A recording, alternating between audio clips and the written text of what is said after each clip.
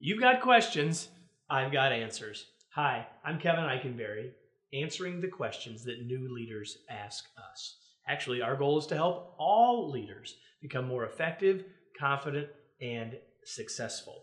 Today we're talking about an interesting topic. We're talking about what do you do when you have to lead people when you've never done their work before. Are you ready? Let's get started. So here's an interesting question that we were asked. It was asked in a long form, but here's the last line. So, how do you earn that respect and credibility leading a group of people whose shoes you've never been in? Well, this is real. And as I said to Marissa before we started to shoot this, well, I hope that we can do this because I can't do the work of hardly anybody on our team. And so if you haven't been in this situation, you probably will. You're going to change organizations, you're going to change divisions, you're going to change different parts of the business, or you're going to go work in a different technical area of expertise. It's certainly possible to lead people whose work you don't understand or know, but there are some keys to keep in mind when and if this happens to you. First thing is, if you're there, you're there. So don't try to hide it. Don't try and make light of it. If the reality is that you've never been in finance and now you're leading a finance team, well, it is what it is. So be clear with people, but also recognize, I'm going to talk about this more in a bit, recognize that there's more to being a successful leader and coach than having technical expertise, okay? The second thing is, don't make it more than it is. In many cases, this issue is in your head more than it is in your team's head. Or it's in one vocal person's mind on your team who has some resistance to you or to someone from the outside leading the team. So don't make more of it than is there. If you will sort of take a deep breath and recognize what it is, and don't make too much of it yourself, but recognize it and acknowledge it, you're probably heading down the right path. And for most people, when we're done with these ideas and you implementing them, you won't have any more issues. If you've got someone with an issue, it may not matter what you do, they may still have one, right? And it may not really be about this issue at all. Okay? Third thing to do is to start listening. One of my favorite stories in this regard comes from Edward Whittaker. Now, Whittaker used to be the CEO at AT&T. And about the time that the federal government said we can't let GM go out of business, and the federal government got involved, GM needed a new CEO, and Whittaker, the former AT&T CEO, goes to GM. Okay?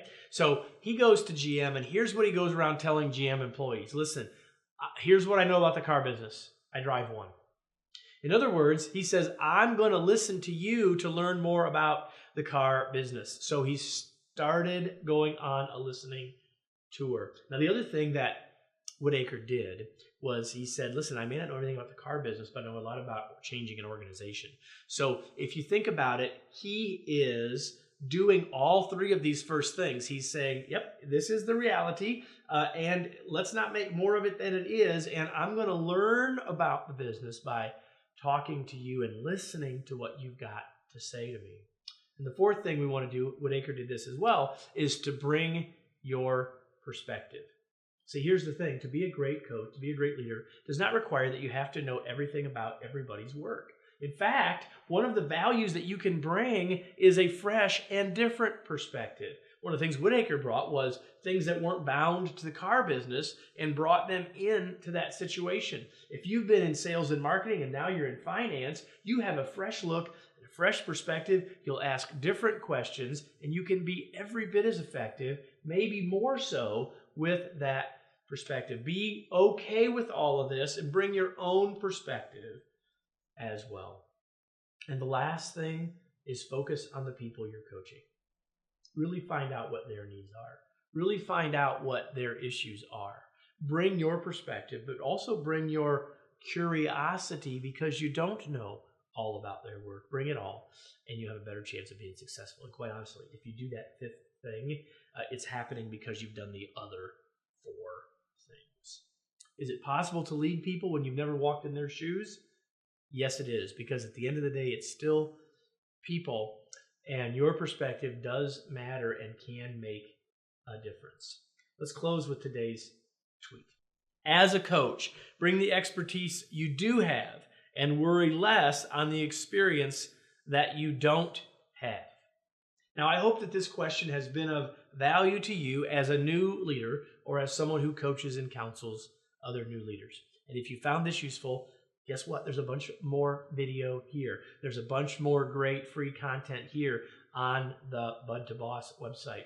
Now, there's also some things that you can pay for from us. We'd love to have you take advantage of those resources as well. But this site is here to help you as a new leader, to help you in supporting other new leaders, and we hope you'll take advantage of everything that's here. If you've got any questions for us, let us know. If you've got a question that you'd like us to tackle on a future one of these videos, let me know that too by making a note in the comments, and we'll make sure we take care of you in the future. Thanks for joining us, and enjoy your stay at Bud to Boss.